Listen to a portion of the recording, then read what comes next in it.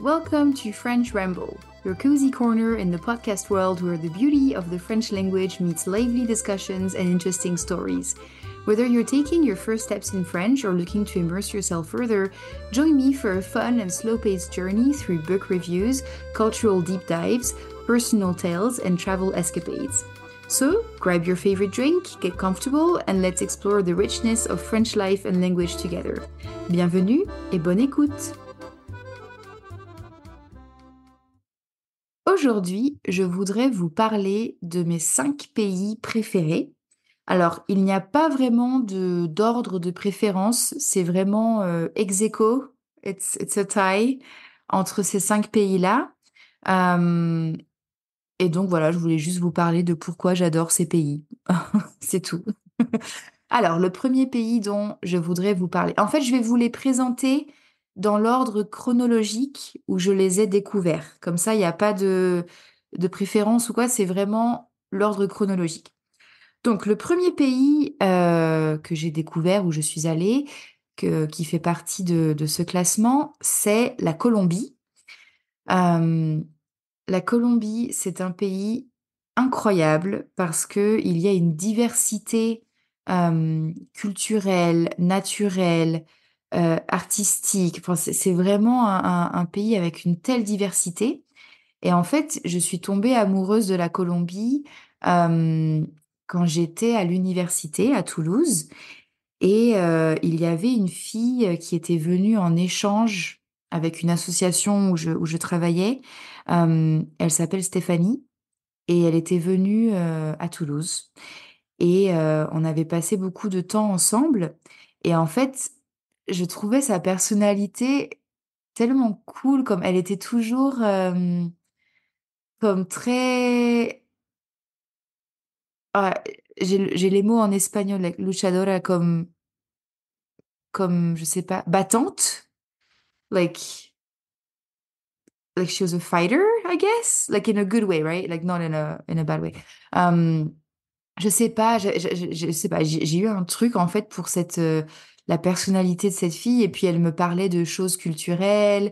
Elle m'avait montré comme, heu, des musiques, des chansons colombiennes, elle me parlait de la nourriture et c'est elle en fait qui a créé l'étincelle, like the spark, l'étincelle de la Colombie et puis après, j'ai travaillé dans un bar latino à Toulouse et je passais aussi beaucoup de temps là-bas comme cliente et donc j'avais beaucoup d'amis colombiens, latinos en général, mais surtout colombiens et aussi dans mon université, il y avait beaucoup d'élèves qui étaient en échange universitaire et donc bah, il y avait beaucoup de Colombiens autour de moi et ouais, je sais pas, j'avais en fait, j'ai pas découvert la Colombie par les choses négatives. Je pense que maintenant, la Colombie a une réputation bien meilleure. Mais à l'époque, c'est vrai que beaucoup de gens, quand on disait Colombie, c'était Pablo Escobar et les FARC et des choses comme ça. C'était pas forcément positif. Mais moi, en fait, ce que j'ai découvert en premier, c'était les choses positives. La musique, la culture, la mentalité, enfin tout ça, quoi. Et ensuite, j'ai commencé donc à lire beaucoup de livres sur la Colombie, sur l'histoire et c'est la politique. Et en fait, je comprenais pas comment c'était possible d'avoir un passé aussi tragique et une société avec beaucoup de plus maintenant, c'est plus comme ça maintenant, mais qui a eu beaucoup de crimes, beaucoup de violences, mais d'avoir les gens les plus gentils, les plus joyeux. Enfin, comment c'était possible en fait ce paradoxe? Et en fait, pour moi, c'est ça la Colombie, c'est vraiment le pays des paradoxes. Il y a par exemple, d'un côté, l'Église catholique, like the Catholic Church, qui est très, très présente dans la société, mais heu, il y a aussi et qui comment dire? L'Église catholique, c'est mon opinion personnelle, hein, influence beaucoup de choses, par rapport à l'éducation sexuelle, par rapport à, la place de la femme dans la société, dans la famille. Enfin, c'est une grosse influence, en fait, sur la société.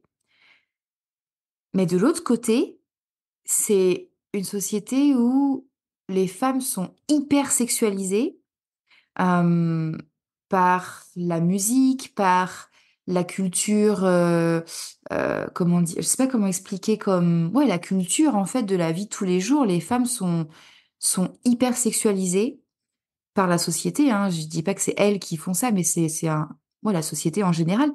Hem et donc en fait, tous ces paradoxes-là, ça me, ça m'intriguait.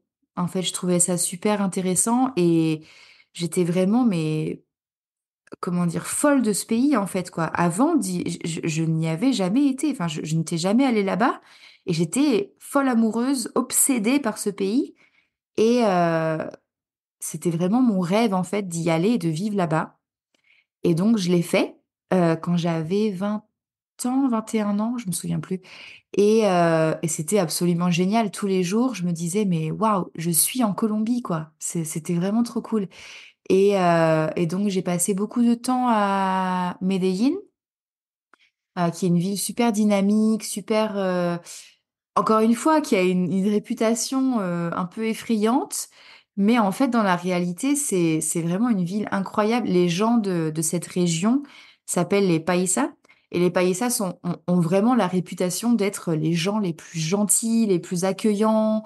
Enfin, je sais pas, il y a ouais, c'était vraiment magique cette expérience, enfin ce moment de ma vie et ensuite, j'ai passé pas mal de temps dans le désert de la Guajira, dans le nord, avec, une communauté indigène qui s'appelle les Wayuu et bah, j'ai appris beaucoup de choses. Enfin, ouais, j'ai vraiment beaucoup appris, comment dire? J'ai beaucoup changé d'opinion aussi sur des thèmes politiques, sur des choses comme ça. Enfin, j'ai vraiment évolué, en fait, là-bas et j'ai dû partir pour des raisons, pour une histoire un peu dramatique que je pourrais vous raconter un jour, ici. J'ai dû partir de Colombie et c'est vrai que ça me manque terriblement. Ce pays me manque énormément, hem et je pense qu'un jour, ouais, je retournerai vivre là-bas, un jour. Pas maintenant, mais un jour, probablement. Donc ça, c'est le premier pays. Le deuxième pays que j'ai découvert, c'était l'Écosse, Scotland. Donc l'Écosse, hem ma mère et moi, on a toujours, eu comme le rêve de l'Écosse. On a un peu comme cette fantaisie, en fait, non, de l'Écosse. Je pense comme beaucoup de gens, hein, surtout depuis la série Outlander. Je pense qu'il y a vraiment une image un peu glamourisée de l'Écosse et des Highlanders et des kilts et des cornemuses, like bagpipes et des choses comme ça. Et donc c'est vrai que j'avais vraiment cette image, je sais pas, un peu, comment dire? Ouais, pas romantique dans le sens, amour, amour, mais romantique dans le sens, heu, comme comme les livres, les histoires des films et des livres, un peu comme ça, quoi. Et donc j'y suis allée pour la première fois quand j'habitais à Londres. Je suis allée en Écosse en autostop, hitchhiking. I hitchhiked around Scotland. Et alors là, j'en ai eu des aventures, mais il faut que je fasse un podcast, sur l'Écosse parce que vraiment, j'ai eu tellement, tellement de d'aventures là-bas. Et en fait, parfois, on se fait un peu une image d'un pays, comme par exemple, l'Inde, like India. Moi, j'avais un peu cette image comme d'être dans le train, avec le lever de soleil sur le désert, l'air qui est très orange et les musiques dans le fond et l'odeur des épices et j'avais un peu, en fait, créé ce film dans ma tête, de mon voyage en Inde et quand je suis allée là-bas, c'était pas du tout comme ça et j'étais super déçue. Hem et donc parfois je me fais un peu des films ou des images dans ma tête et c'est pas la réalité et c'est un peu un choc. Mais là, l'Écosse, non, c'était pas comme ça, c'était vraiment comme j'imaginais, les paysages incroyables partout où tu regardes. Quand tu montes dans les Highlands, c'est magnifique partout. Hem, les la vie sauvage, les cerfs, les cygnes, like swans, so cerf is deers, les cygnes, swans, les moutons, enfin les vaches qui sont trop mignonnes.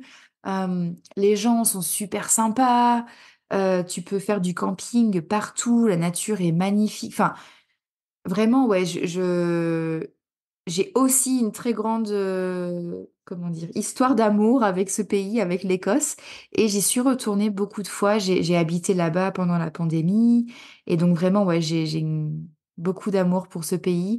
Et si il n'y avait pas eu le stupid fucking Brexit, j'habiterais probablement là-bas maintenant. Mais malheureusement, c'est un peu compliqué d'obtenir un visa, pour habiter en Écosse, et donc bah, j'attends en fait que l'Écosse sorte du Royaume-Uni. I'm waiting for Scotland to leave the UK, euh, et que ensuite l'Écosse retourne dans l'Union européenne. So then Scotland would go back to the EU, to the European Union. Um, yeah, that's what I'm waiting for. J'attends ça avec impatience. Donc ça, c'était le deuxième pays. Le troisième pays, c'est la Palestine. La Palestine, c'était pour moi un énorme choc aussi parce que j'ai grandi dans un milieu quand même très à droite, like super right, yeah, super right wing. Et la France en général, les médias en France sont islamophobes. C'est-à-dire que c'est pas comme un message très, comment dire, c'est pas ouvertement raciste. It's not openly racist. Mais c'est des petites choses, comme par exemple si il y a, euh, je sais pas, un crime qui est commis, like a crime is, committed, or a crime happens in France, or like il y a deux crimes similaires qui se passent au même moment. Si un des criminels s'appelle Mohamed, alors on va parler seulement de lui. Et c'est un crime terroriste, et c'est islamiste, et blablabla. Et en fait, il y a vraiment un peu cette manipulation des faits. C'est pas des mensonges, they're not lies. C'est juste de la manipulation médiatique. Et donc, j'ai grandi dans cet environnement-là, et j'avais beaucoup, beaucoup de préjugés. Euh, dans ma tête, a lot of prejudice or like stereotypes dans ma tête sur les Arabes en général, euh, et surtout la Palestine, où en fait, comme on l'a beaucoup entendu ces derniers mois, il y a beaucoup de gens qui disent que la situation est très compliquée. C'est une situation très complexe. C'est très complexe. Et j'ai toujours entendu que c'était très complexe. Et l'image que j'avais, c'était un peu comme, je sais pas, moi, l'Afghanistan des talibans, quoi. C'était un peu l'image que j'avais de la Palestine avant d'y aller. Et j'y suis allée et, oh my God, vraiment, j'ai été complètement choquée, en fait.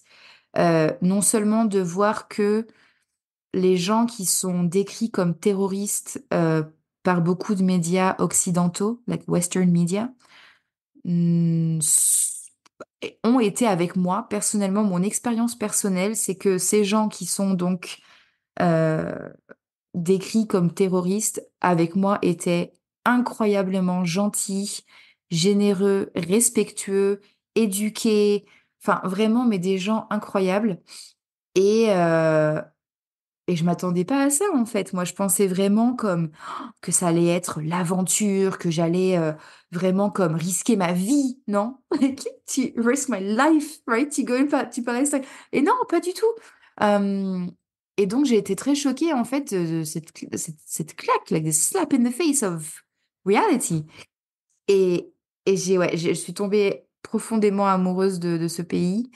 Je pense que ça fait à peu près 4 ans que je suis allée là-bas, et il ne se passe pas une journée sans que je parle de la Palestine avec quelqu'un, que je lise des choses, que j'apprenne des choses. Enfin, vraiment, c'est devenu une obsession.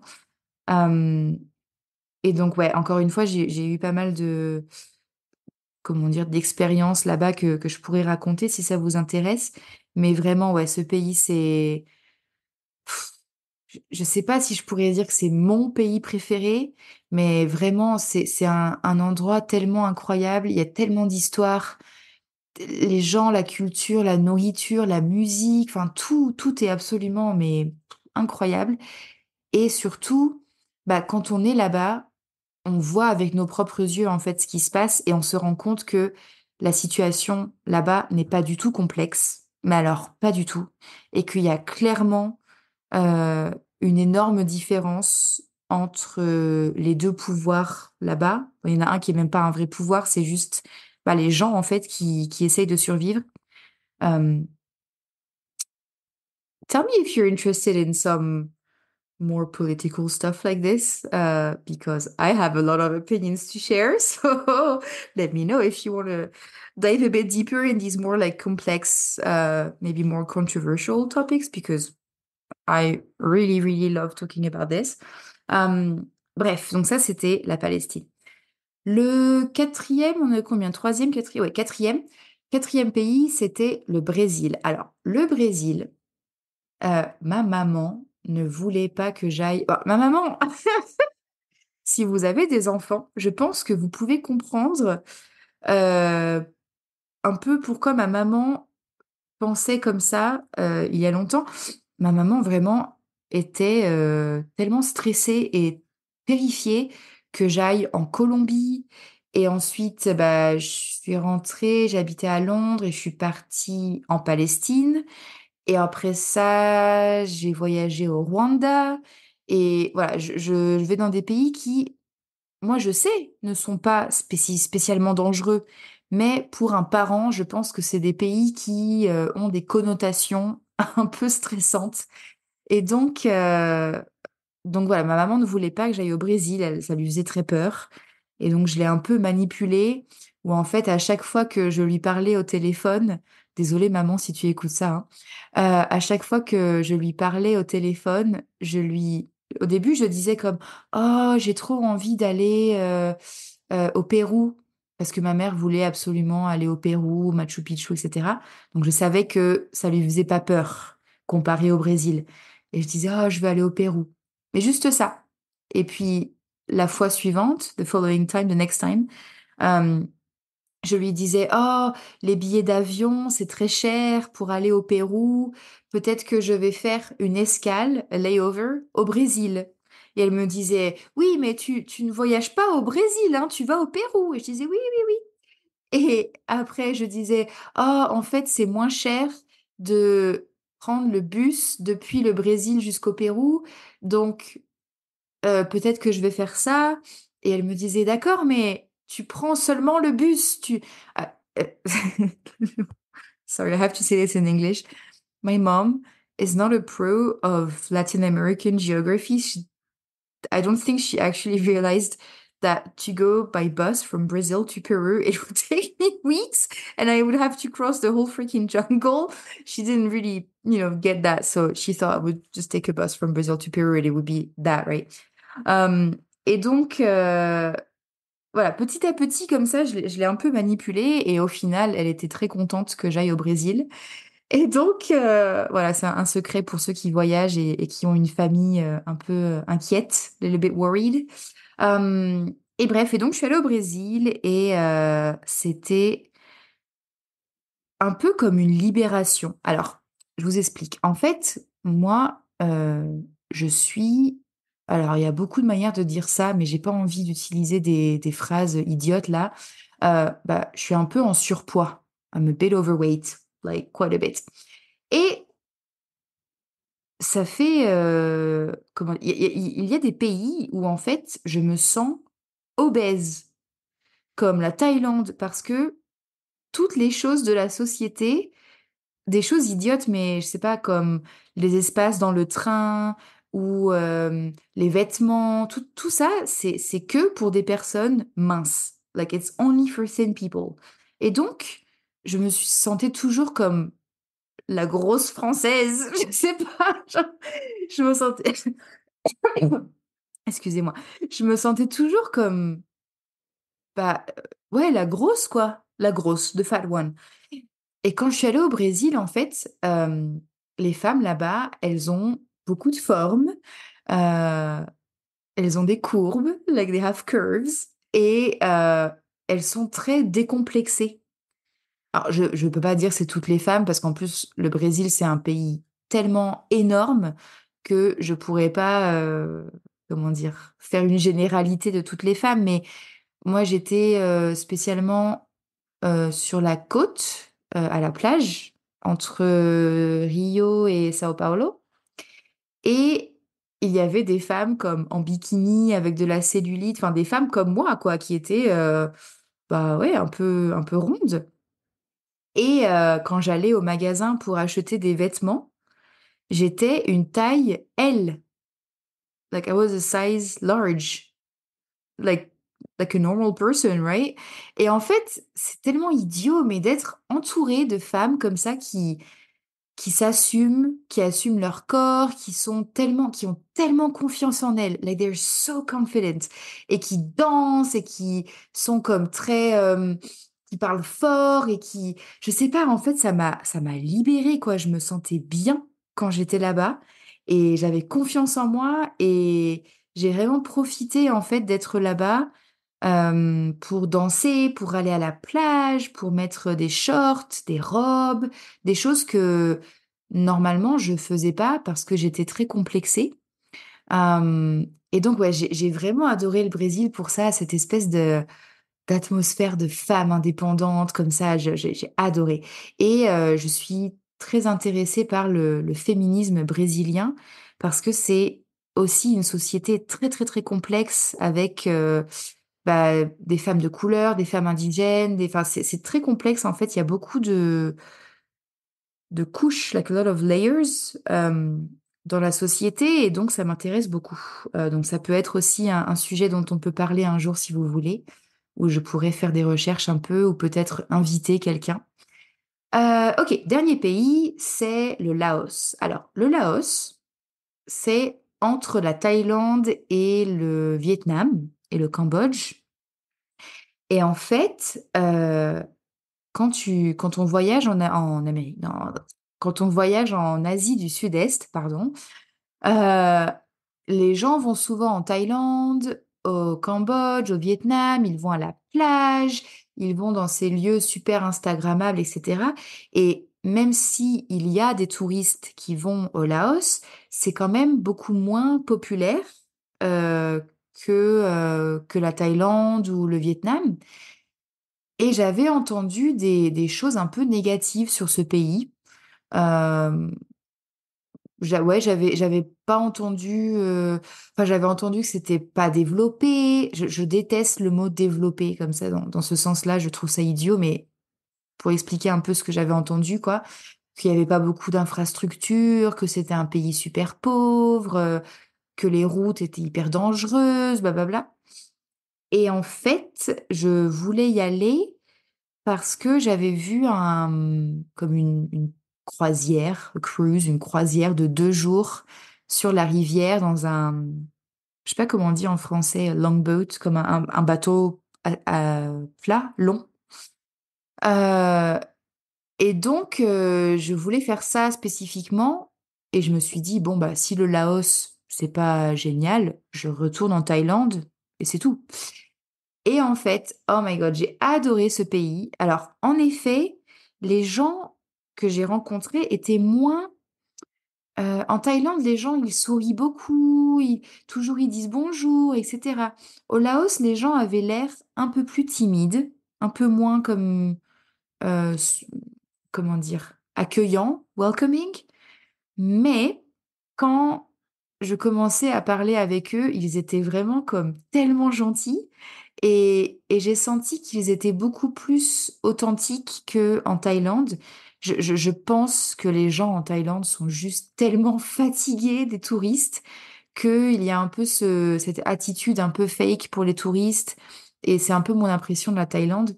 Alors que le Laos, j'ai senti que oui, en effet, il y a beaucoup moins d'infrastructures touristiques, mais ça fait que c'est une expérience beaucoup plus authentique en fait et les gens sont tellement gentils et surtout enfin il y avait des paysages vraiment absolument mais magnifiques, mais incroyables et ouais, j'ai beaucoup aimé le Laos et pareil, je pourrais vous raconter un peu les aventures, les choses que j'ai fait là-bas. Hem et ouais, vraiment ce pays était, une très grande surprise. En fait, c'est ça que j'ai le plus aimé, c'est que c'était pas du tout, j'avais pas d'attente particulière. Like I didn't have specific expectations for that country. Et donc ouais, c'était vraiment très cool. Donc voilà, Et vous, quels sont vos pays préférés? Racontez-moi pourquoi? Est-ce qu'il y a des pays où vous voudriez aller? Est-ce que vous avez visité les pays dont j'ai parlé aujourd'hui et vous avez une opinion similaire, différente? Je sais pas, racontez-moi. Et puis c'est tout pour aujourd'hui. À bientôt!